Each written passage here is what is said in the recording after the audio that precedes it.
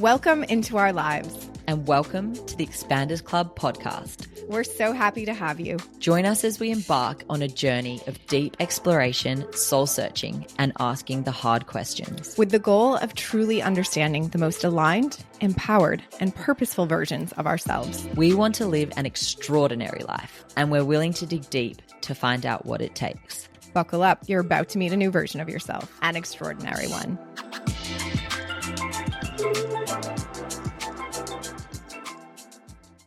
Hello, hello, my friends, you lovely, lovely beings.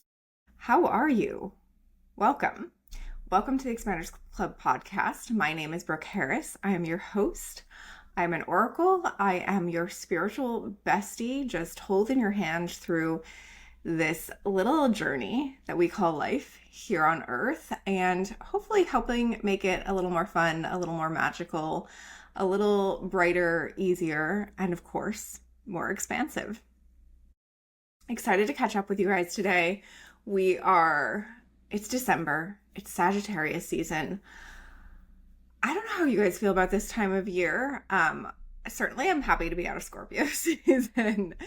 That was a little shaky, a little interesting. And it's kind of confusing going from Scorpio to Sagittarius, this like deep, dark, transformative energy, to Sagittarius, which is like joy, happy, light. But we deserve it, don't we? And this time of year, kind of December is always like a little bit confusing for me. There's a lot going on, right? It's like the end of the year. No matter where you work, you're trying to wrap stuff up for the year.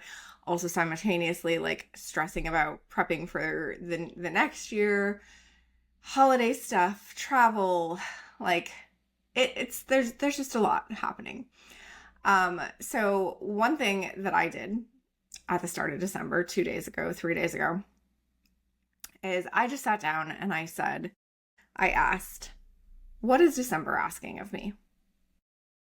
What is December asking of me? And I got some real clarity and some really simple answers for me personally that will be my guiding light through this month. So it kind of cuts through the noise, the chaos, the shoulds, the woulds, the coulds, and just cleared up my month and the energy that I need to be in. If you're having trouble doing that or having trouble hearing the answer, I will tell you that when I check the energy for the collective, it is a very joyful, peaceful season that we have entered. And I think the question is like, will you allow it to be joyful and peaceful, right? Will you believe that this season, this month for you is meant to be joyful and peaceful? And I think the more that we can lean into joy and peace, the more in flow we will feel, the easier this month will be, the more miracles we'll see, the more we'll just really enjoy ourselves. And we deserve it. We worked hard this year. 2025 was a big frickin' year. We'll talk about in a later episode, we'll talk about how to kind of reflect, some tips that I have for reflecting on the year, processing the year, because that's very important to do before we move forward into a new year. And then prepping you for the new year. Let me tell you though, the new year does not begin on January 1st. And anyone who's tuned into energy, you will know and feel that, and you've known and felt that in the past, right? It's really, I forget the date, I'll find it for you, but it's like February and like mid-February that technically like the astrological new year begins. I think it's aligned with the Chinese New Year. And energetically, that's always felt right for me. Like January is still a time to kind of just be figuring out the energy, putting the pieces together. So I share that to say, don't feel like you have to have your 2026 plan ready to go and off to the races by January 1st. You don't. I won't. I never do. And we kind of like ease into it, right? We are in flow with the energy. And again, in a later episode, and I'll probably put out a Substack to share some prompts and some ways to reflect on the year, prep for the new year. I have to officially tell you guys some exciting personal news. If you follow me on Instagram, you may either _Brooke_Harris or @the Expanders Club. You may have noticed I snuck in some little news about my pregnancy. I am 22 weeks pregnant with my second child, and it's a little boy. If you've been listening for any amount of time, you know that I have a daughter. She is 4, so she'll be 4.5 when this baby's due. Baby's due early April. Aries baby, you guys. I'm an Aries rising, so it totally makes sense. So a boy and a fire sign in the year of fire. It's going to be interesting. It's going to be interesting for me, but I have lots to share about this pregnancy, and I'm sure I'll have lots to share about the journey of being a mom of 2, raising a boy, all the things.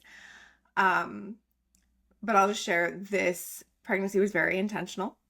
We planned this to the best that you can plan a pregnancy, right? I've felt this little boy in my orbit for probably a little over 2 years. And I was not convinced on having a second kid.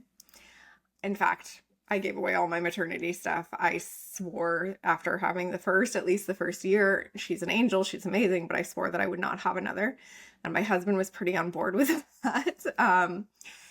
And then about 2 years ago, I just felt this little soul coming through. And it was so undeniable, you guys. It was undeniable. There's a little boy waiting to come into our family. And I told a couple people who were like, yeah, sure, okay, because like that's how it works. But and I talked to some other psychics too, and some friends who are psychics, and everyone, without me even prompting, would share this, would confirm it in some way. And so it was just about timing, right? And it was like kind of one of those things of like you'll know when the timing is right. And we got pregnant in July right before my birthday, found out by the end of July, confirmed that we were pregnant, even though I knew pretty much right away. And I had told my husband long before, right, that this is a boy. There's a little boy soul, and my husband, we have a daughter. He's an amazing girl dad. But we were both excited about the opportunity to have one of each, and to have a little boy. And my husband's a big sports guy, and having a little boy, not that he won't and hasn't taught our daughter about sports, and she sits and watches football with him, but I think the man having a boy, I get it, because as a female, I love having a daughter. So he didn't want to get his hopes up, and he kept being like, well, you can't guarantee it, we don't know, whatever. We got our test back and opened the card from our midwives to find out it is in fact a boy, which I knew 100% all along. So pregnancy with a boy has been a little bit different. Maybe I'll get into those details later. And a conscious pregnancy has been very different too. Like I said, our daughter was a happy surprise. And she came at a time that was very intense work-wise for me. So I was kind of like growing a baby in the background of the stuff that was going on for me professionally. And this has been different. I've just, again, we consciously created this baby. I've been, it's going to be my last. So I've definitely been trying to cherish and really remember and be present with every moment, even the bad ones. Because let me tell you, the first 16 weeks were not that fun. I've been communicating with the baby. He's come through in a couple of my sessions that I've had with clients. He's come through and brought messages forward for them, which has been crazy. The day that we decided to name him, I woke up with clear messages from him that he wanted a name that day. And I went to my husband and said, we need to name this baby today. The day we chose his name, like, he wants to be named today. So we did that. I've heard and felt his heartbeat, like not listening with, the tools, like just laying and feeling it. It's pretty wild. And it would be, right? Like, it's a second soul, it's a second heart, it's a second brain in my body that I'm carrying around. And it's just so magical. And I think that we don't often like just think about the true miracle that it is that to walk around building teeth and bones and eyebrows and eyelashes, and that our bodies just have the ability to do this. And what a magical time it is to connect on a soul level. So it's been really fun. I'll have plenty to share on this journey. I'm doing a home birth. We did a home birth with my daughter. So I'll do a home birth, and this time I'm studying hypnobirthing. So excited to share that journey with you all when it makes sense. And yeah, we're just in it. I look very pregnant. I feel very pregnant. I'm getting lots of kicks and wiggles all throughout the day. And overall, very excited. Certainly trying to prep and be conscious about what it means adding a person to our family, what it means for the family dynamic, how we set up our postpartum life, especially that first year, which is so intense, how we set that up in a really conscious, productive way that works for all three of us, all four of us, really. So TBD on a lot of that, but I will certainly share things that are useful as they come up, and I'm just excited to share the news with you guys. I haven't necessarily been hiding it, but just kind of keeping it to ourselves for a bit before sharing it in a larger way. So that's what I'm doing mostly in my day to day. I'm excited to tell you guys too that I have opened up my year ahead readings. So I've opened them up to limited spaces. A year ahead reading really, it's very similar to an oracle session in that I will open the Akashic records. I'll meet with your guides. We'll bring in your soul. We'll bring in my guides. We'll have the whole round table of resources there. But we'll specifically be looking at the roadmap for your year. So what does 2026 look like? What's the energy of it? What's your mission, or what are important things for you to think about carrying out in the year? What's important for you to work on? All kinds of things can come up, but overall you can really think of it as a roadmap for the year. And it's a really beautiful place to start. It gives you a really good foundation for the year, and I think it allows even more space for you to bring in miracles, more opportunity to step into expansion, more opportunity to step into alignment. So they're really fun.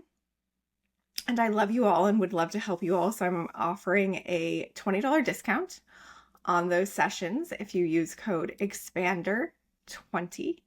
That is EXPANDER20. It will give you $20 off. You can DM me. I can send you the link. In the show notes, there will be a link to book, or again, you can check out my Instagram, _Brooke_Harris, and you can find the link there to book. But would love to help set you up for success for 2026 in any way that I can. Wild that it's 2026, right? Speaking of that, I'm excited to share today's episode with you. We have Lynn Mull. Lynn is a coach and a healer who helps midlife women realign with their inner wisdom. And we go deep in this one. Lynn is very grounded, has a very grounded energy to her, which makes her a great coach and healer. And she has very, very real life, relatable circumstances that I think you guys will enjoy hearing her story. And like I said, really relate to how she got to where she is, her own awakening, and how she shook herself awake and decided to really consciously step into alignment, which she is now living very much in alignment and helping others do the same.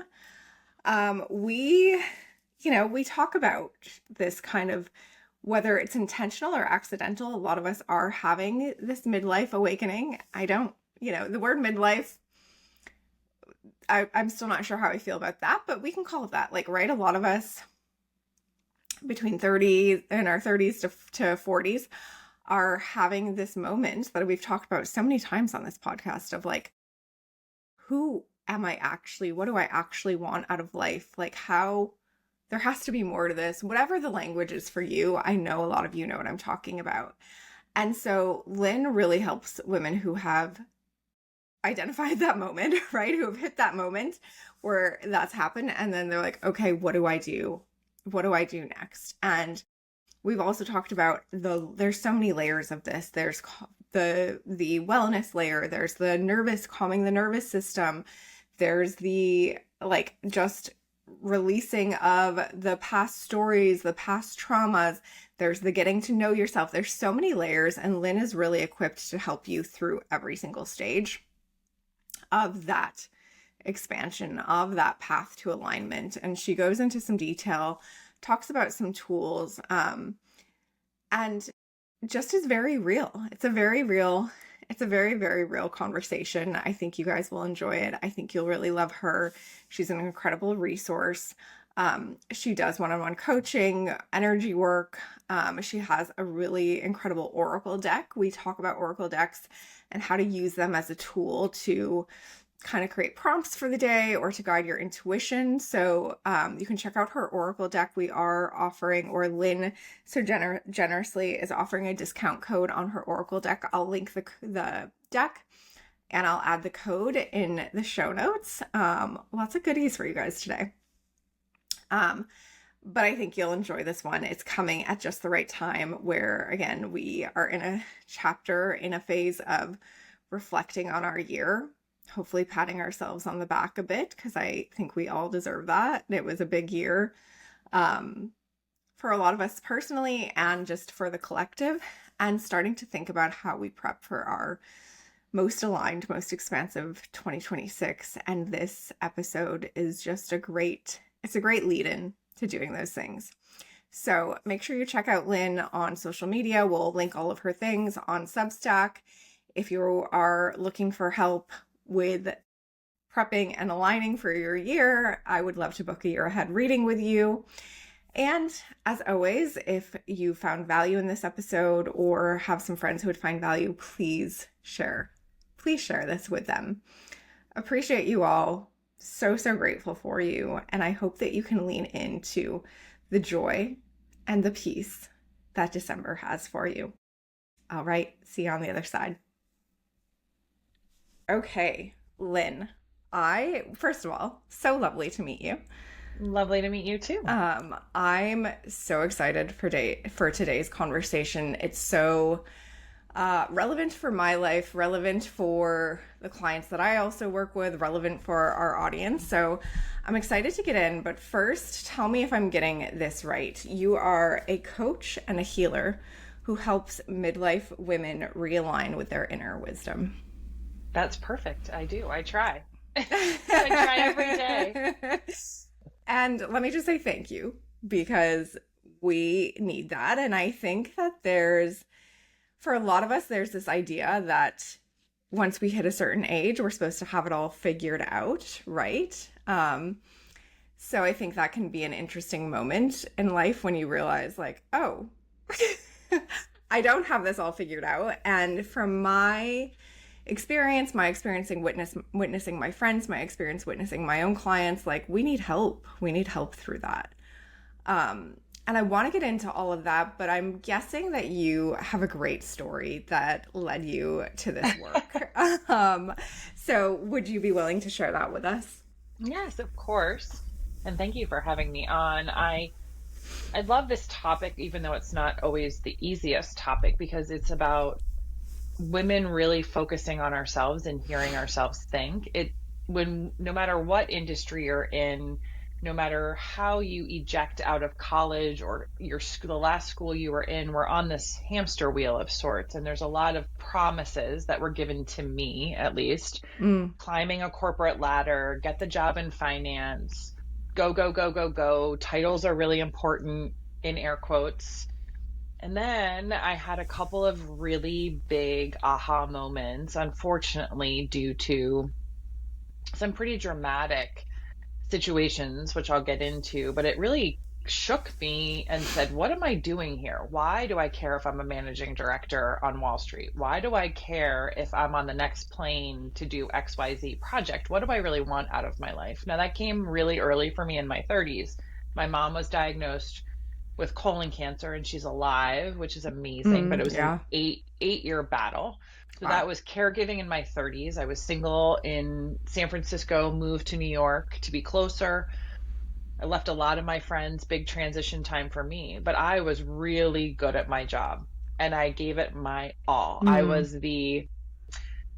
I was just always the one that they could call and say, no one else can figure this out. Can you help Yeah. us? Or this regulation came through and we don't know how to navigate it, or this is really complex. And so I was always that fix it up chappy, I called it. I just go in, get it done.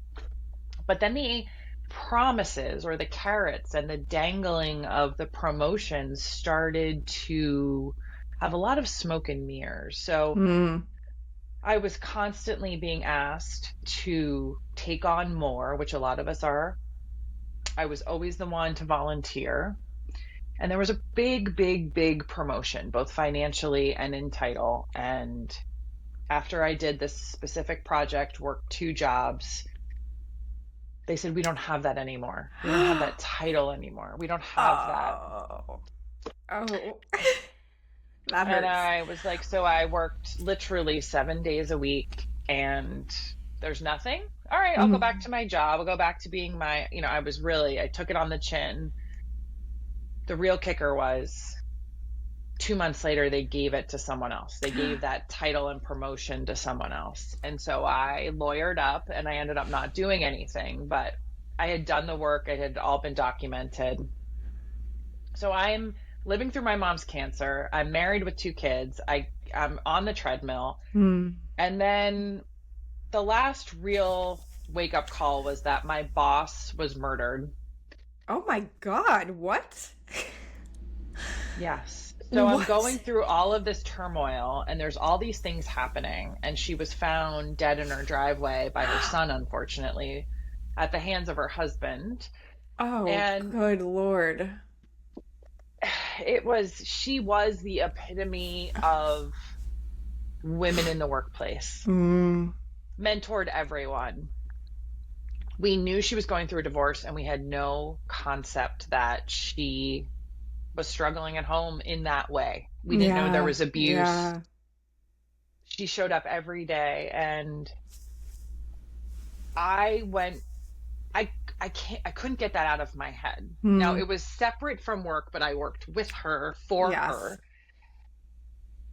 And they just really never handled it. The bank really never handled it. There were some, things that they tried to do to help us, but not really. And I couldn't see past what was my time here going to be like. And so I Yeah. started to work to get coaching myself. And then I said, what do I want to do? I really want to take this leadership style that I've learned at GE in banking, and I want to take it out to other people. And my midlife, I'd love to know what your definition of midlife is. Some people Mm-hmm. say 40. Mine was when I was having babies, working, and caregiving. It just happened for me in my mid 30s. Yeah. Yeah. I want to pause for a minute because a few things came up through that story, which I was not expecting that twist, I'll be honest. I know. Um, First of all, how the hell do we do it? Like you said, you were taking care of your sick mother who was sick with something very serious. You're married. Like being in a relationship takes a lot of time and energy. You have 2 kids. That is a whole, I mean, each of those are a job, right? And then you're working full time and excelling at your job. And it sounds like, you had women around you in similar situations. It's like, why, what's the point? Like, why are we doing it all? And maybe this is a more, because I've asked myself that too. And in my little like awakening, my own awakening, that was a big question that I asked myself. But what was the answer for you? Like, why were you doing it all? I mean, at the time, especially with caregiving, I just did it. I was just good Mm-hmm. at navigating the system. Medicine's a lot like corporate. So I was asking the questions that my dad and my mom couldn't at the Yeah. time. They were dealing like day to day.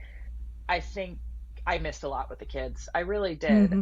And I don't need to be there 24/7, but I missed I'll never forgive myself for missing that Mm. kindergarten Christmas party performance. I'll never, ever, ever. Oh, So I did it in part sometimes for money, in part sometimes for benefits, and in part for my ego. I'm not going to lie. mm-hmm. I Mm-hmm. had that awakening was me separating from my ego, from a brand, from a job, and getting to I am me. Yeah, And societal pressure. right. They say have kids, it'll be fun. They say graduate from a college. They say get the title, you'll get the big bucks. They say it'll be fun, and it's a lot. It's Yeah.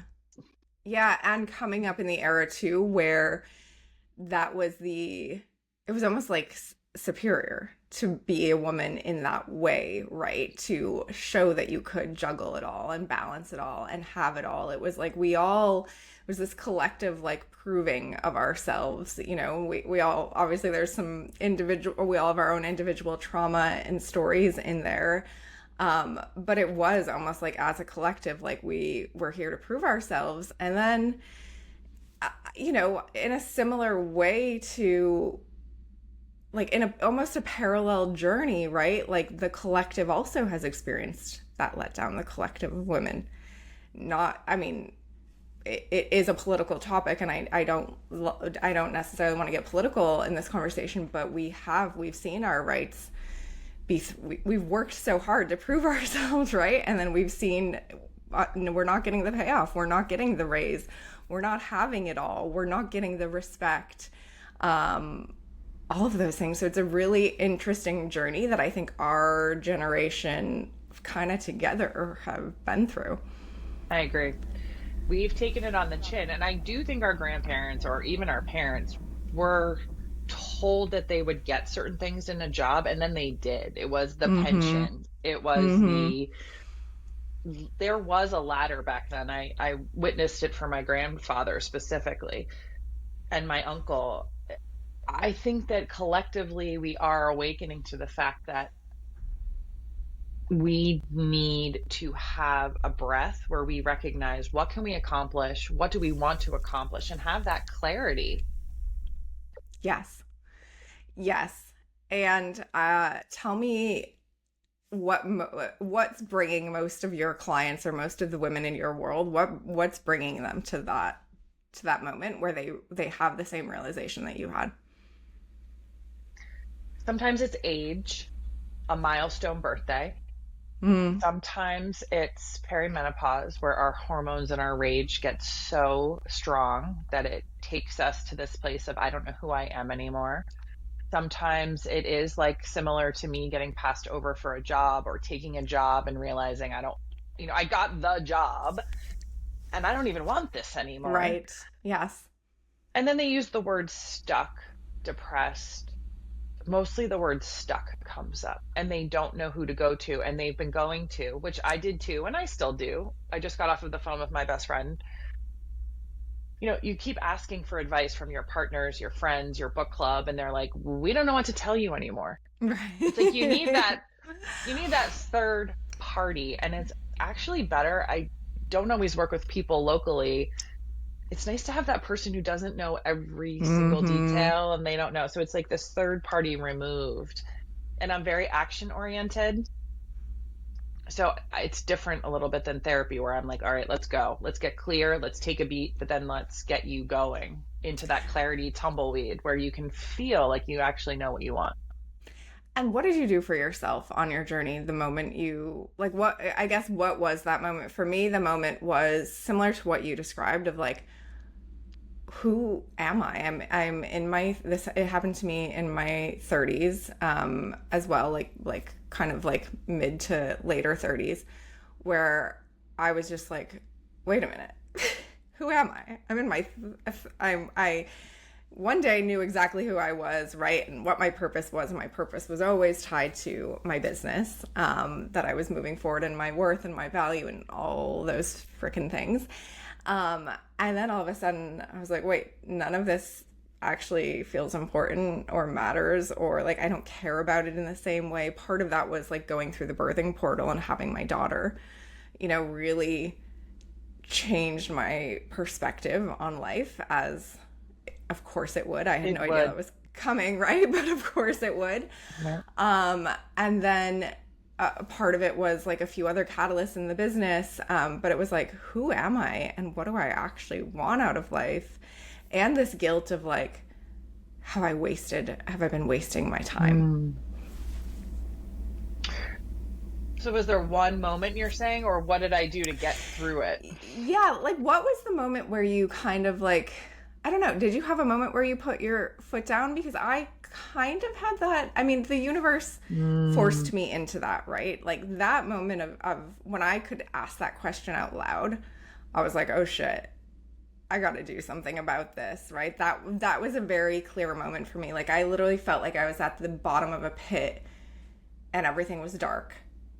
And I was like, Mm. I need to figure out how to start climbing out of this. And I don't, none of the tools that I've have from the past are going to Are work. working. Yeah. I think the day that I found out that they technically had that promotion Mm, and then they gave it away, I was like, I cannot believe what I just sacrificed for my family, my small children, my relationship with my husband to do something for essentially nothing. And I'm not afraid of hard work. You're not afraid of hard right. work. That's not what Right. we're saying. It's this sense of, you've got to be kidding me. Mm-hmm. Mm-hmm. And yeah, it wasn't working anymore, to your point. I think that was it. Like, it was a real slap because it really was 7 days a week. And I had been Dude. through the ringer with that assignment.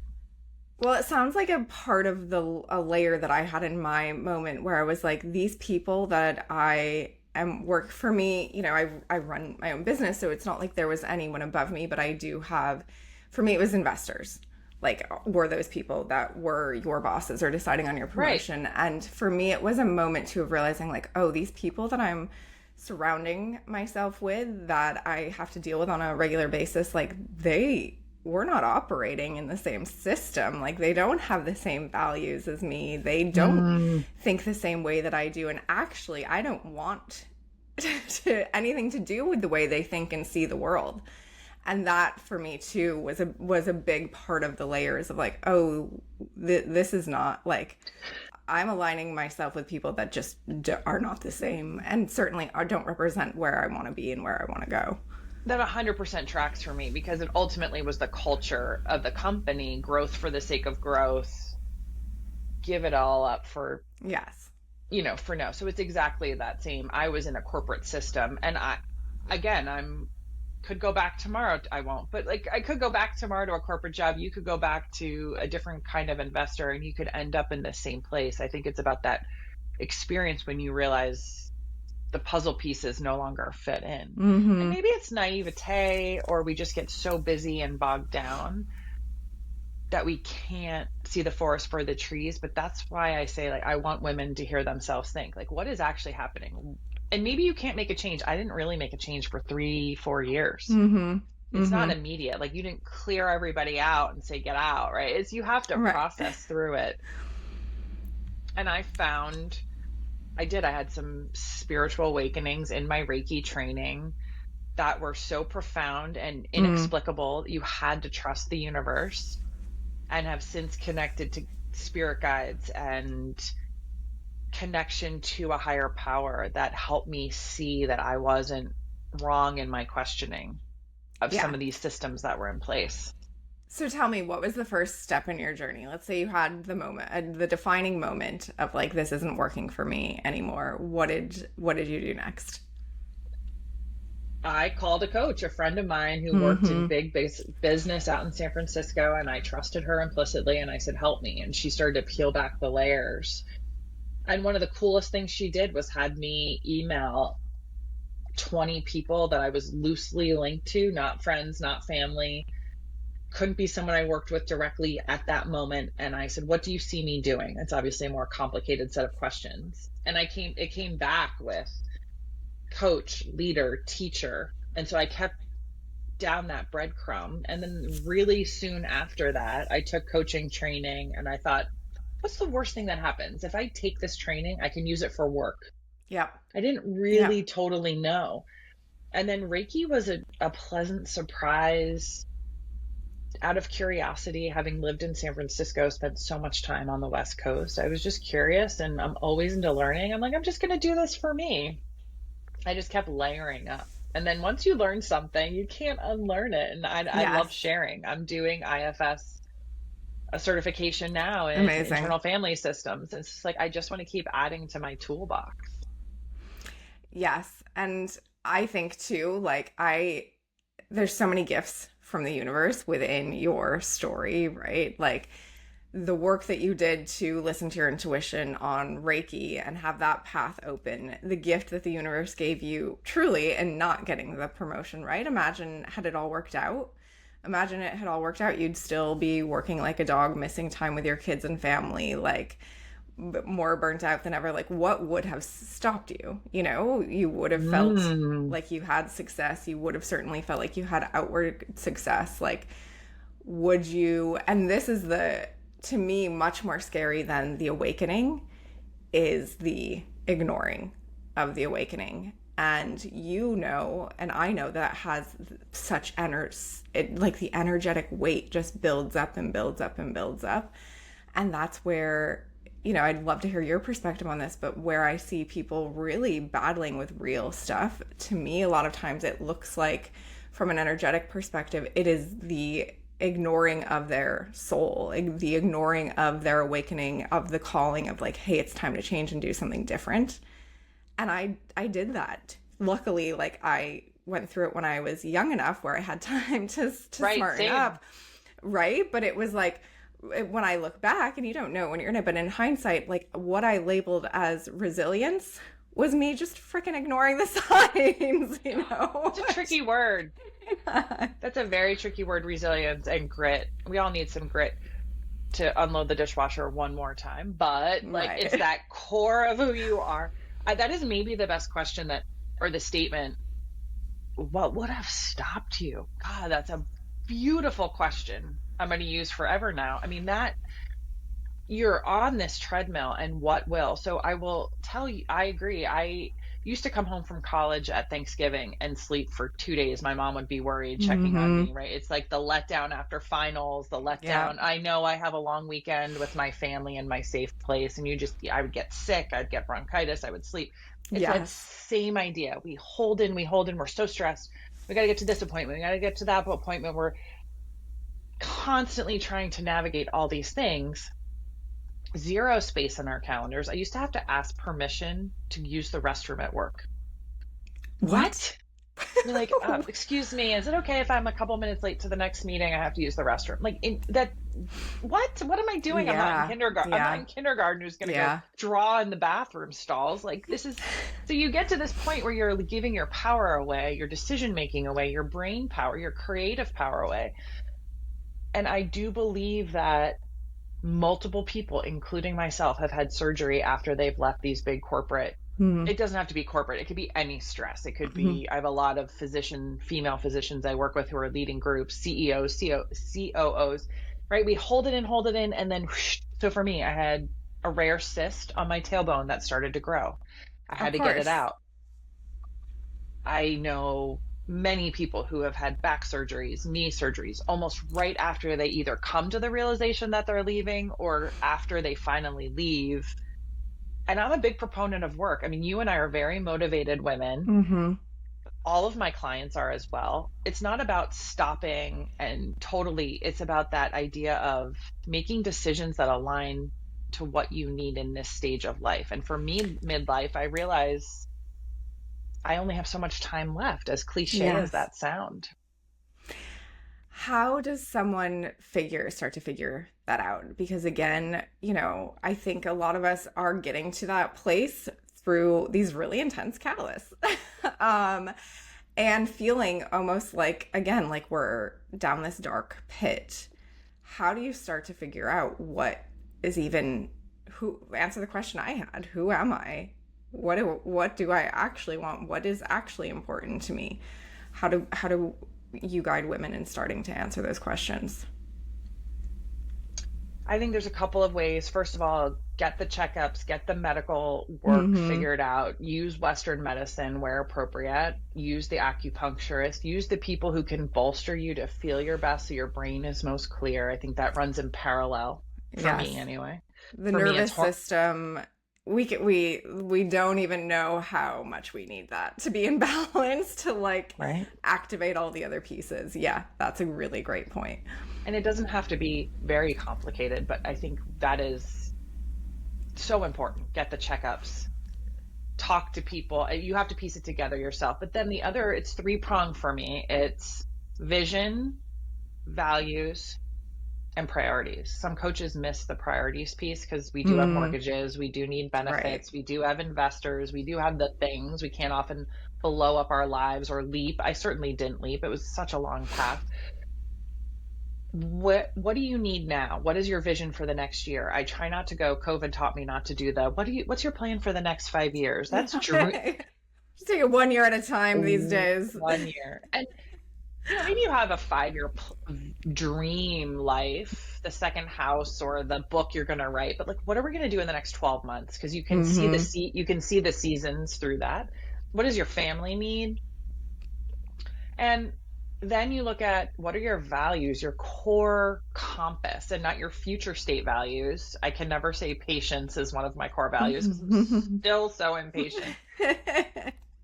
But like at the end of the day, what is the most important? And people will say, well, how do you figure that out? If someone is stepping on your values, you get very annoyed and very angry. So Mm-hmm. for me, it's Mm. autonomy. I love making Yes. decisions and I don't mind making group decisions, but I want to be able to sort of handle things. Give me that Yes. autonomy. Don't Mm. micromanage me. Mm. That applies for my kids, my husband, and my bosses. Like, don't. So thinking about what drives you, what gets you up, what's your North Star, and then priorities. The other component I love is to pull in the spirituality, the practical spirituality. Yes. And when you are that stressed out, so I started pulling cards, oracle cards every day. And Yes.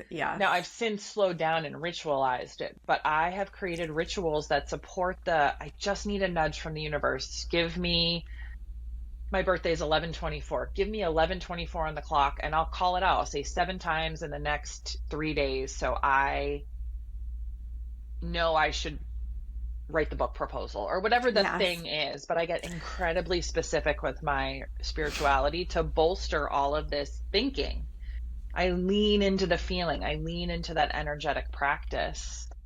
I love how you're type Aing spirituality, which like totally like Yes. I think actually will resonate with a lot of people. Like have a plan, like you have a plan and you have a call out and you're like, show me exactly this, and the universe does, right? Like that's the beautiful part. And I think that I see a lot of us forget that part, that there's like, yes, there's the logical steps and the getting clear and the creating the vision, but there's also the magic and the experience outside of the physical and our five senses and the support that we can get from that as well. If someone's very skeptical or they don't know, I often ask to have a moment before I fall asleep. Or if I'm a night person, but if you're a morning person, you can do it at night, in the morning, and just saying, show me something, show Mm-hmm. me, make me pick my head up and laugh or smile at the feather at your feet, at the yellow sticker that you weren't expecting there that relates to a symbol for you. Like, I do think that that conditioning of it's a ladder, it's a walkway, it's the yellow brick road, knowing that it's a curvy mountain road, it gives it a little more grace too. So if Yeah. I work with someone, my hope is that they graduate from working with me, that we don't get together forever. We can have check-ins, but there is a space where you create the clarity that brings the action that makes these type A women like me feel accomplished. I don't think it's Yeah. bad to have that success feel like you are hitting something out of the park. I love that feeling. Yeah. I do too. And I think that's where the balance of, right? Like we are in reality, like we are this balance of spiritual beings, and we've made the decision to show up here in a physical world that has systems and ways of operating, and it's like the balance between the dance between being and operating in both worlds in a way that hopefully in both worlds feels very aligned. And if you can't imagine it, then maybe there are people around you or in the media that Mm-hmm. have parts of what you're interested Yes. in and being able to use them as expanders. I also think that there's a huge shedding. I wrote an article on my Substack about adult ghosting. Like there's this huge shedding of friendships, in my opinion, and who is on your creative board of directors, who is in your world. I've let go of a lot of people Mm, who didn't want to see me succeed or didn't understand who I was outside of corporate. And some of those conversations are hard, but there is this, who do I need to support me right now? Who's going to stick around yeah. when I'm in that struggle dark place? And being okay to Yeah. call it out in an effective way, not in a mean way, but say like, hey, I was really depressed and you weren't there for me. I've done it. It's hard. And I look at those people differently. It's at arm's length. It doesn't mean I never see them again, but that assessing of your board of directors, it might not be the same after you have this, who am I? I think that's one of the biggest pieces of self-care is to have a real awareness of who's getting your energy and whose energy you're allowing in, right? And like if you're on a path of growth and seeking expansion and seeking clarity for yourself, like you want to be around others who are doing the same, right? Like so I think that is a huge gift that you can give to yourself is just like being really clear on who and where you're spending your energy, especially if you're working, you have kids, you have a husband, you know, you have a partner, you have family in general to take care of. Like Right. you don't have time to waste on on anyone who where the energetic exchange isn't reciprocal. 100%. And the people don't have to be always next door. Right. Right. I want to go back to your question that you actually asked me about. I think you said, what does midlife mean to you? Yeah. How do you define it? It's a really great question. And actually, you know, before we got on, I was kind of thinking about this because was thinking about what we were going to talk about, and the word midlife kept coming up. And I was like, oof, I don't know how I feel about that word in general. I just turned 40. So some would say like I'm literally midlife, right? Although I do feel like our generation and the women doing this work, like I do feel like we're gonna live a lot longer. Like God, I have friends who are like the glow up they've had in their 40s, and like not just like outwardly, but like spiritually, emotionally, nervous system, like wellness. I'm like, damn, like we are thriving so much more than we were in our So younger much. years, you know? Um, but I think the work that you're talking about, I think I've seen it is mostly women in this range, right? Like l- late 30s to mid 40s that I've also experienced having this awakening. But I think that I'm starting to see people younger and younger having Hmm. this moment and this soul awakening. And so I think that what the work that you're doing and the guidance that you're giving is really just about a chapter that is more of like, and I think you shared it in some of the language you sent to me before we started recording, but like a second awakening. And I don't know if we need to have a number on it, but like a true awakening to your soul's true purpose. And that's kind of the what I see happening in the path that I see women on. It's like, okay, this time I'm really gonna listen to what the soul is saying and weeding out everything else. And so that's kind of how I would describe that journey. It's unfortunate for a lot of us that it doesn't happen till midlife, right? And I think one of my hopes is that earlier generations will start to have it much earlier, or maybe won't even have to go through it, right? Because Right. they'll be So so in over it. tune. But I think through these conversations we can start to help women, like kind of without having all the catalysts, without going through all the torture, come to these moments of like asking those questions just on their own. Like, am I living the life that's most fulfilling? Is everything I'm working for things that I actually want? And I think that's a big goal of putting this information out there and speaking to people like you is let us help you ask the questions that we didn't ask until we were in our deep, dark place and burnt out and, whatever you want to label it. And I think even thinking about life in chunks of time is it's such a silly, like, part of the patriarchal system that we're in, right? Like, I do feel like so many women in my life are so timeless, and we're in a place where we could, live forever in some way, obviously not in physical form, but I don't know. I don't know. All of that, I guess, is not really fully an answer of like what I would consider midlife, but I do know that through the work that I've done for myself, and I've had help with, I have a coach. My first step too was to go to a coach. I thought I was going to a coach for business coaching. Turns out we went many other places. Right, that happens. But I feel more whole, more at peace, more vibrant, more joyful, more free than I remember feeling at any other point in my life. So whatever this chapter wants to be labeled, it's just feels like the chapter of me. How beautiful.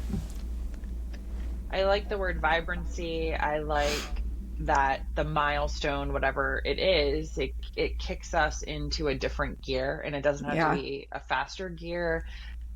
Being self-aware and asking for what we need, including an hour alone, including our hobbies. Being able to, when I first had kids, I was so afraid to ask for an hour to go to a yoga studio. What? Yeah. And now I'm like, put it on the calendar. I don't ask. I don't have that permission.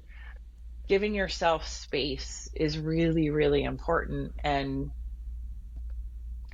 I've been asking people this question, and I asked men and women, how do you define midlife, for a project? And one of the men said, when I had kids, my brain shifted. When we had a family, when we, so it's interesting how it comes about. I do think whenever the awakening happens, sometimes it's hormonal, sometimes it's milestone moments, but it's worth going through that dip.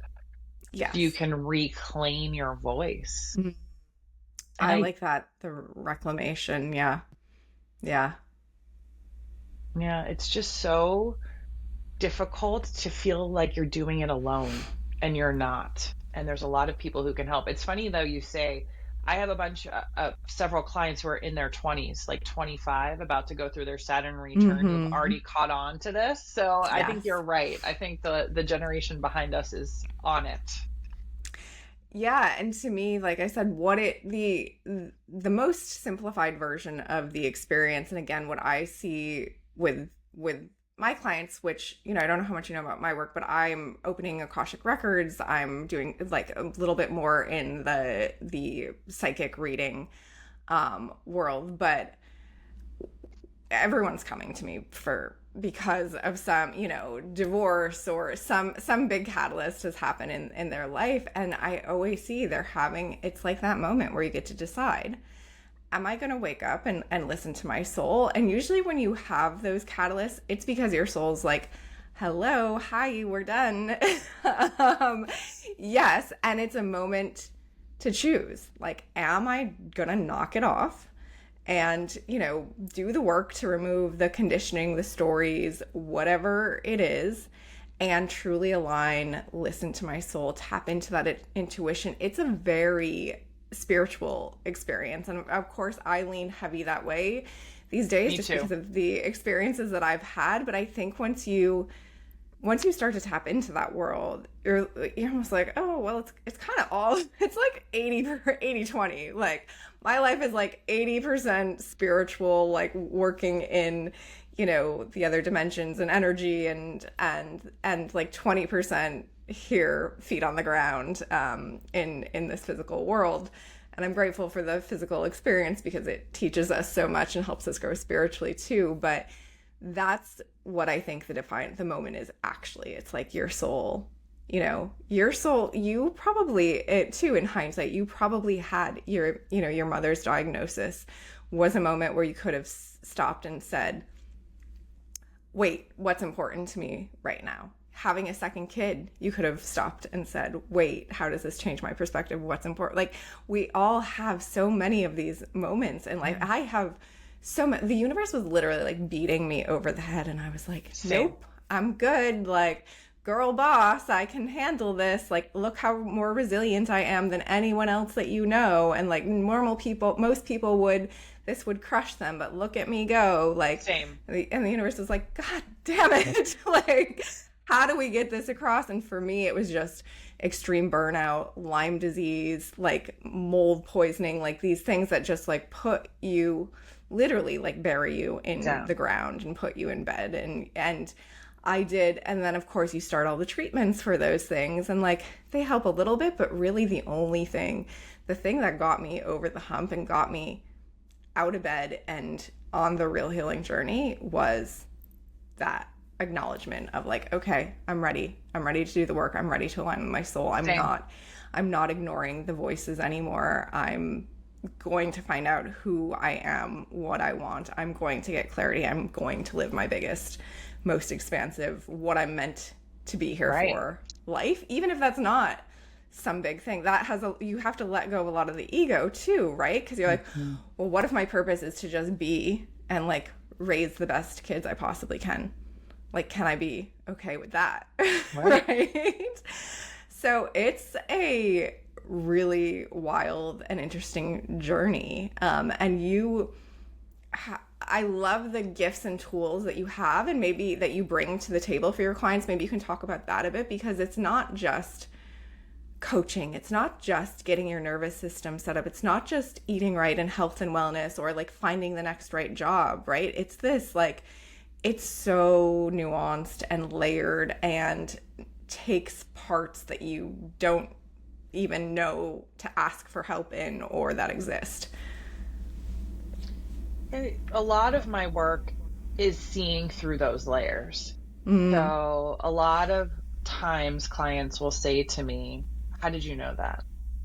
And I'm tapping in. I don't start usually with Reiki, although it's very clear if you look me up anywhere that spirituality is a big part of who I am. I start with sort of those vision, values, tactical, write it down. You can type it out. And then I tap in every session and I release people's energy. I'm not connected to my clients 24/7, although that has happened. I've learned the hard way. So, being able to help them get to those deeper layers is part of my job. And sometimes people are very blocked on how they speak externally. So how they're communicating to bosses, kids, spouses. And then sometimes their back of their necks are so tight because it's about how they talk to themselves. Well, I didn't do enough today, or I'm not productive enough today, or this month really sucked. Did it suck? You made all these wins.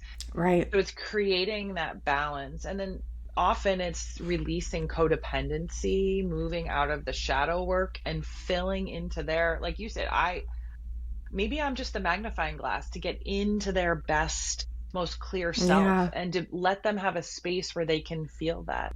But you're going through layers of grief. You're going through layers of upset. You're going through, in my case, when I'm working with a coach, it's layers of anger that I've had to work through. That's taken a long time, a really long time. And so it's not always like a quick fix, unfortunately. Yes.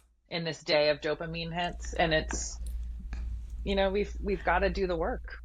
Yeah. And I think that's a really important point because, I think on one hand, just by agreeing to show up and committing to doing the work, right? Stuff starts to shift. Absolutely. But also, what I think a lot of people don't understand, it's a constant journey. It's a constant evolution. And I know a lot of these are just like marketing tools to get people to start, right? But I get so frustrated and I haven't created any of these for myself because I'm like, they don't feel right. Like the 3-month or the 1-month containers or the programs. And it's like, honey, it's gonna be years. Right. You're gonna need years. I also, the tools I've brought in on the journey, like I have a coach. My coach and I are coming up on 3 years, Mm, and I love him so much. But I have a coach. I have, and not that I tap into these all the time. And the more you get to know yourself and trust yourself and have that clarity, the yeah. less you rely on outside sources. But in the beginning, I had a coach. I had someone who was Eric, who this group knows very well because I've had him on a few times. He's like a really incredible astrologer, human design specialist, like numerologist, has all the tools to like teach me about myself, help me learn about myself, Yeah. help me learn about the meanings of my past, the meaning of my future. I had different kinds of healers that would come in and help me release physical trauma and physical things. Like Yeah. I built this task force, and I'm not saying that's fully necessary. I'm just saying it's a journey. And the reason I did it, I went hard because I was just like, I just knew it was time. And I Same. also, to be honest, and as dramatic as it sounds, when I was in that place, I felt like I was going to die. And I Mm, don't like I wasn't going to, although I could see a path where like this feels like it just festers into more physical issues in the body, and I felt like I mm, couldn't recover my physical body. And but I remember crying to my husband. My daughter was probably about a year and a half at the time, and I remember crying to him and being like, I need a break. I need to get away. And he's a great co-parent, but I was like, I need to do something drastic or I'm going to die. And I literally believed that. Like and I literally felt that so deep it's within me. intense. Um yeah, and so I think that was part of me of being like, I'll do what I was in a place where I was like, I will do whatever it takes. I don't think everyone has to be that intense. I'm very similar. I'm very I similar in that too. I also was in a situation where a big part of the catalyst was my own business that supports my whole family. My husband runs operations for the business. And part of me, I'm an Aries rising, and I was like, fucking burn it down. I will burn this shit down and walk away, you know? I don't necessarily have a ton of fear around that, but I couldn't because it wasn't just me. Right. It wasn't just me that it mattered for. And I, have all these responsibilities, and we had the business was actually in a good place. Like no reasonable person would walk away. And that was such a gift because it forced me to say, okay, I can't change some of the thing, like I can't just walk away from this, but Right. what can I change? How can I show up different? How can I change my perspective on this? How can I change how I relate to this? And I think one thing that you touched on earlier, where it's like, it's not always great, quit the job, walk away. Like that's not always the answer. And I think people kind of have fear in exploring this stuff or getting with Right. a coach or starting to do the work, because what we see on social media and out in the world is like these stories of like, and then I quit my job and started my own business, and and it's like it doesn't have to be that. And in fact, most of the times when it's It's successful, not. that's not how it goes. No. Or people are running two things in parallel so they can jump from one runway to another. I mean, there's so many things that I hate that leap, the social media leap, because it's usually not the case. And I watched Beckham's, her recent documentary is very, very short. Okay. And she talks about how the fashion house, so in the world, social media, Victoria Beckham's line was everywhere. She has great marketing. She's obviously been a brand since the Spice Girls. And Mm-hmm. behind it, they had overinvested, and she did not have the right people around her. And Mm, they were, I don't know, some insane number, like $50 million in debt. I didn't know that until I watched the documentary. right. As far as I was concerned, if you had quizzed me, you'd be like, "Oh, she went from one thing to the other and she was rolling in it." No, they almost got divorced. All these things went wrong, but nobody Yeah. sees. And so you don't need to have a public display of upset to still be working on things, but know that everyone has these moments of what the hell, or I did something wrong and I need to change or pivot. I think it's really hard to do it alone, especially as you start to change. The people closest to you are like, wait, don't change. I love you in that corporate way. Or don't change, Right. mom. I'm This is used to how you I know traveling every you. way. Yeah, this is how Yeah. I know you. Yeah, and one of the things I talked, a girlfriend and I kind of came, she came to the conclusion to recently, which I was like, yes, someone who I've been trying to get a coach, and in the meantime, we'll just have long conversations about stuff. She was like, man, just saying stuff out loud and getting it out of my head like just makes such a difference because she a lot of times I'm just there for her, especially as a friend with no real expectations. I'm just there listening, and I see her doing the work as she gets it out of her mouth and is saying it out loud. She's has that trail to be like, oh wait, actually that doesn't make sense, or I don't actually believe that. And like that alone of having a coach or having that trusted group or trusted friend. Again, I don't, a lot of friends aren't necessarily qualified. So Right. I don't Find the qualified necessarily, friend. yes, I don't necessarily recommend that, but having a coach just for the opportunity to be able to speak this stuff out loud and get it out of our head, we don't realize how much is just swirling in our head that like we don't actually believe or actually know how to work through or um, I had someone DM me after I wrote an article about why I really left Wall Street and a follow up on how terrible my confidence was at the end of that journey, just how I mm, was so low and thought I was so dumb because actually they would tell me that regularly. That's a mm. whole other episode. But I had a lot of DMs like, I had this one coworker, it's not like I want to blow up my career. I have sessions with one-on-one sessions with people that are like this about a very specific issue. Sometimes it's boundaries work. Sometimes it Yeah, is about communicating. Like, does your boss know that you even want to start yes, doing that? Like, you probably didn't even tell anyone yet. So sometimes it's that confidence where you get confused or in your own head, or when you leave work, you're not allowing yourself or your company, you're not giving yourself 10 minutes in the car to be like, wait, what do I really want? And sometimes our goals as women, they get stuck like lint. So I thought for the longest time I wanted to write a book, and I I don't think I do anymore. I think it was on, mm-hmm. the internet, I think That's the next step. influenced. Yeah. Oh yeah, we're going to be a coach. We're going to write our process. We're going to talk about my memoir. But I don't know. I wrote the 24 Oracle deck. I loved what I wrote in that booklet. And that's good for now. I don't know why I'm stressing out and trying to find editors and publishers, but I actually don't think that's my goal right now. Because imagine me being on a book tour in a year or 2 years. I'd be back where I was, hustling when Right. the kids need me the most in their teen and tween years. Well, that's what I hear. That's what's happening. Those are years I'm terrified of. My daughter's 4, and I'm just like, don't. I like, please let this last. I mean, although 4 she's her own type of teenager at 4, Yeah. very independent, strong girl. But I'm like, just let it take a while before we get to the teenage years, because I know it's going to be a wild, wild ride. Something that you mentioned earlier that I want to bring clarity around for people, because it's like those of us who have experienced it, we say it, and I almost feel like sometimes like we say it as if it's very obvious, but people don't really know what it means. Like you've said a few times, you've talked about space, and what people need to do is get space. So can you tell me a little bit about what space looks like and what the ROI on that is? Great question. Space to me can mean 5 minutes before I walk in the house. It could be sitting in my car longer. It could also mean, and you and I are so much alike, I asked my husband at the end of my run, I said, I need 24 hours by myself.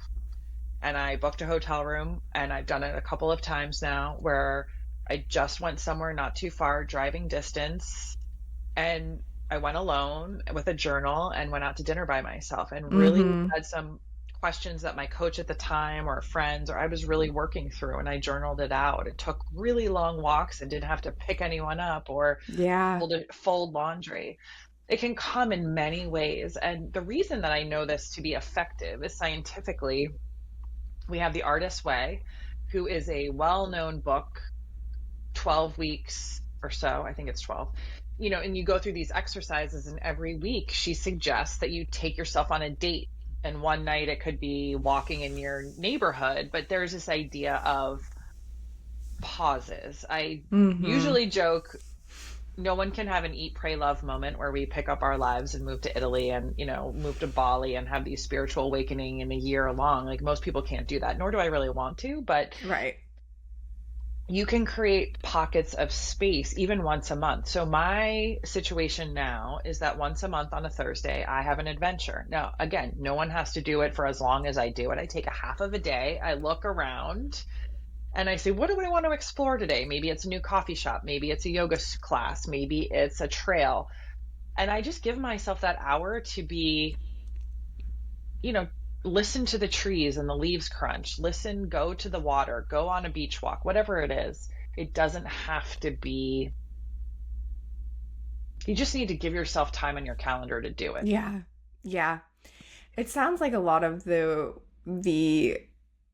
starting place for you, or a lot of the work that you are helping women with, and I totally agree with this, is like reconnecting to yourself and having that be reprioritizing that relationship, like having conversations with that person, knowing what she, just like you would any other relationship. And like we are kind of trained to step away from that relationship, right? Or like that it matters less than others, and the coming home to that, and like being able to spend time with yourself, being able to hear, like, I feel like this is a phrase a lot of us mothers use, like to hear ourselves think, but to hear yourself think, and or to even just have no expectations on you, on your brain, on anything. I love, I've started to do a lot of things in silence. Driving in silence. Me too. Folding my laundry in silence, going for walks in silence, not because I'm like, okay, I have this list of things I need to think about, because when you stop thinking, so much comes through. One, it can even, it's just a gift to like let your brain reset, right? And chill and let your nervous system. But also like that's when I get some of the most profound wisdom that I wasn't even searching for, didn't even know I needed, or answers to a question that I've had for weeks and kind of forgot. And it's like it just like a lightning bolt just comes through and like smacks you, and you're like, oh, there it is. Like I didn't have to sit and think about it and work toward it and plan toward it. Like the information was there. I just needed to make the space to receive it. So true. I think that's such a flex, is driving in silence. I love it. I get so many good downloads, and I don't know about you, but I'll be driving and someone in my life will pop into my head, and then within that day they're calling me. They're calling me and be like, hey, just reaching out, or texting me, haven't heard from you in a while, and you're like, I was thinking about you so hard, I was so connected to you. And I do think that we live in this masculine world, which is great. There's so much that we've all benefited from, but connecting to that feminine, connecting to your own vibration is critical, so that it's not just, yes, we can say, oh, I'm flexible, or I'm, I don't care where we go out to dinner. Okay, that's fine. That's one thing. But when you're talking about major life choices, your career, how you want to raise the kids, what you want to do this weekend to have a moment to yourself, do you know, or are you attached to someone else's goals or someone else's needs? Without that space, it's very hard to answer those questions. Yeah. That is like number one to me. If you're going to start anywhere, I mean, obviously get a coach, but if you can't do that, or you just are ready to take action the minute you shut off this podcast, take that step, figure out where you can find silence. Because especially as women, like we're all so tapped in. We all have access to so much wisdom. Like I sometimes get frustrated with the systems in life, because I'm like, women especially, we're such energetic beings, and like that almost feels like the most important part of our job, right? Is like being in understanding the energy, taking care of our family through like taking care of their energetic systems. Like, I always say I'm like the chief executive oracle of the family. Like I am doing a lot more work than the household chores, right? I'm maintaining, managing, looking over the energy of our entire family, and all women are doing that, whether they're fully conscious of it or not. And we just so easily can tap into that system, and we just have so much wisdom. to grab, So to much share, wisdom. and so if there's anything that anyone listening to this does, and start immediately, it is like finding that silence. Like that's 100%. I love how you said that's the flex, to be able to have silence. I mean, I've cut down. I used to, every time I'd have silence, I would put a podcast on because I needed to learn, right? Needed to improve. Like for a long time, it was business ones, and then all of a sudden, then it was spiritual ones. And there's value in that, right? And learning in the pieces. But now I listen. I mean, maybe a half hour worth of podcast a week, probably less. Some weeks Yeah. I don't listen to one at all. And that has, as I'm recording a podcast for people to listen to, but I'm just really picky, where before I'd just be like, any information is helpful. And I'm really picky on what I listen to.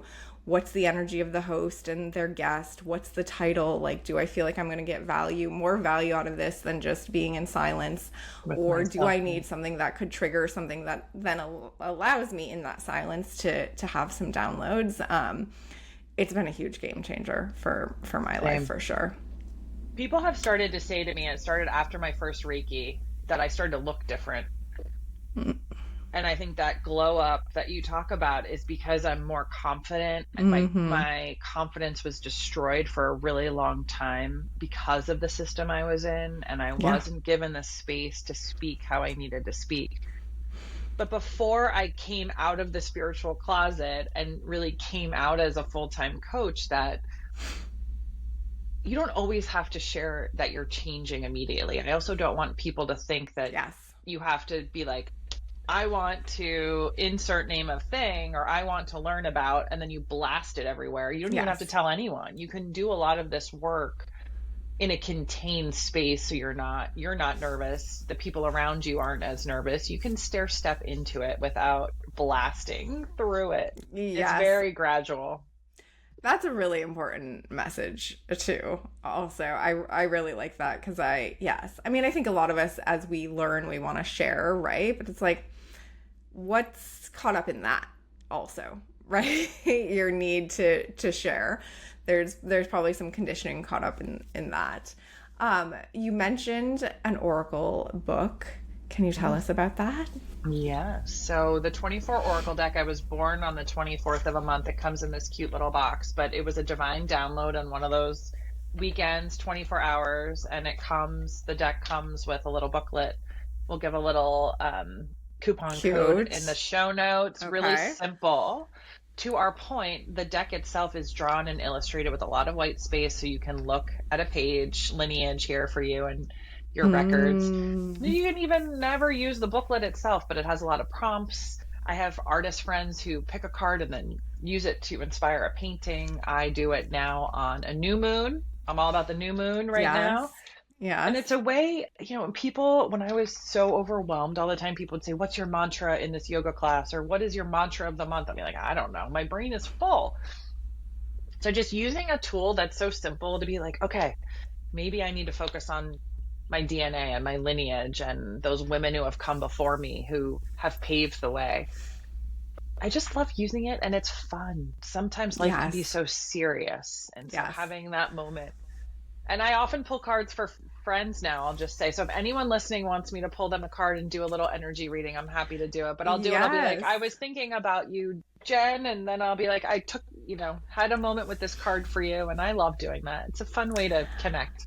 Yes, it is. And I recommend to so many of my clients, like I recommend that as a place to start to connect with your intuition, tarot deck or oracle deck. Usually I prefer oracle because tarot, you have to learn, or people feel like they have to have it perfected and know exactly what you actually don't, because your intuition will tell you. That's another level, right? But oracle decks just make it so easy to have that moment to connect. You pull a card, there's always a little thing to read, and then it's like, what is this sparking in me? What information is coming through? I'm always like, pull a card and then do a journal writing about whatever comes through.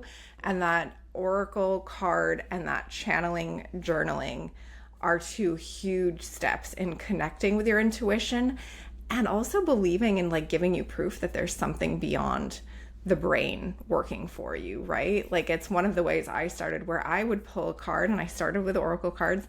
I'd pull a card and then do a channeled writing, and I'd be like, holy shit. Like there's Right. no way I came up with that because I wasn't even thinking that. And there's these beautiful, profound lessons, and like the language is different than my brain uses.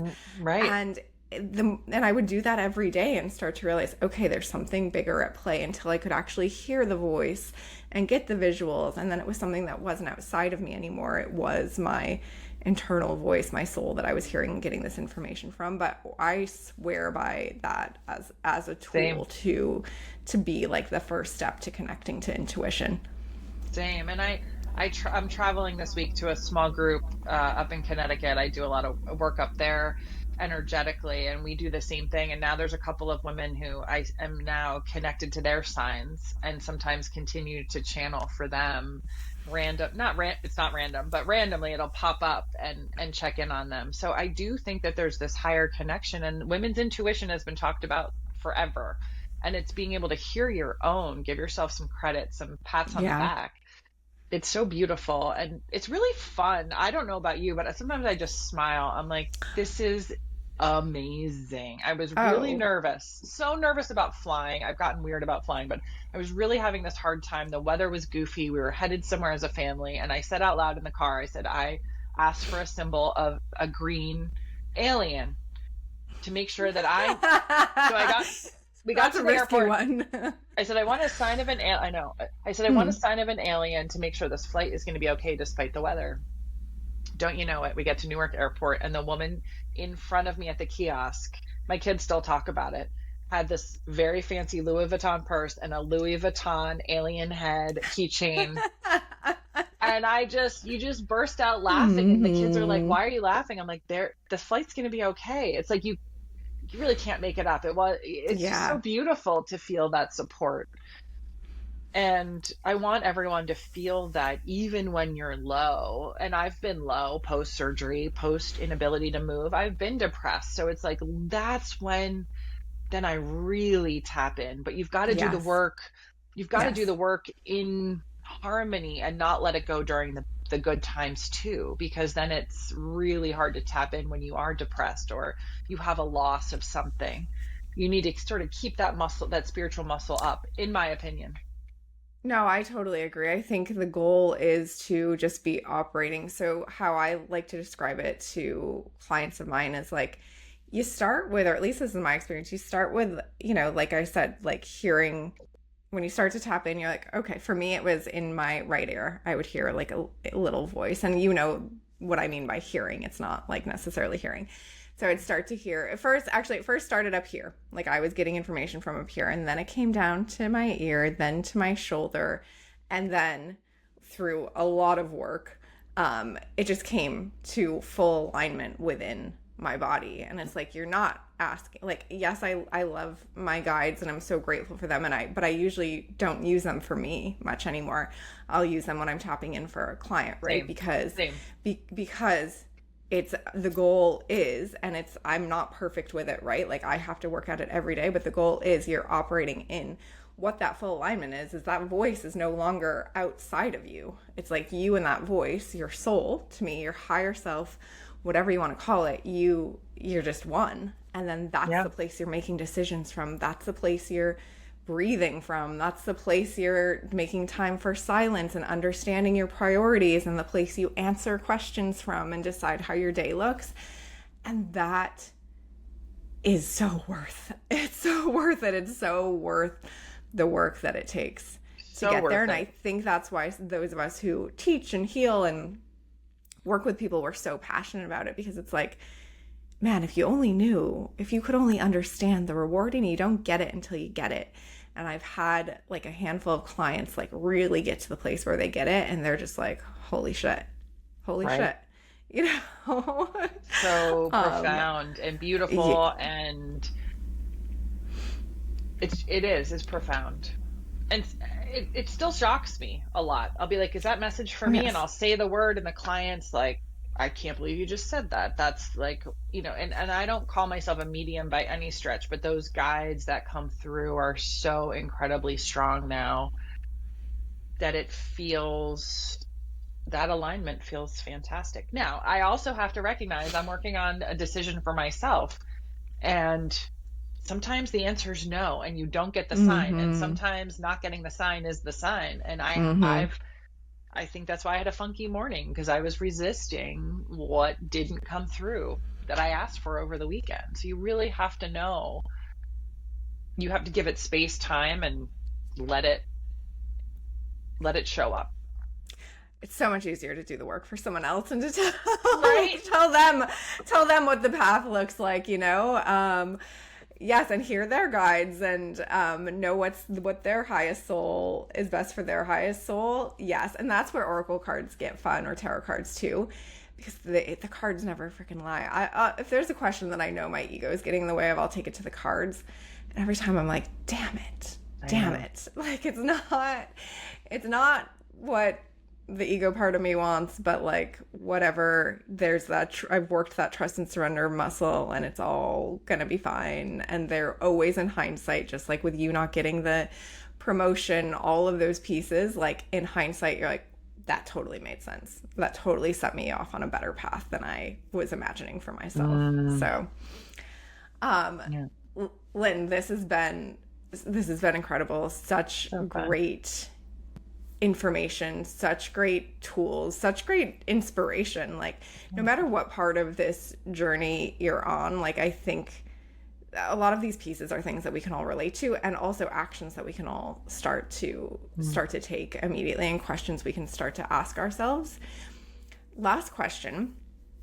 You have 20 seconds with someone to make an impact on their life. It's the only time you're ever going to see them. What do you say? I would say I see you, and the answers are within. Mm, mm, I think to be seen can be very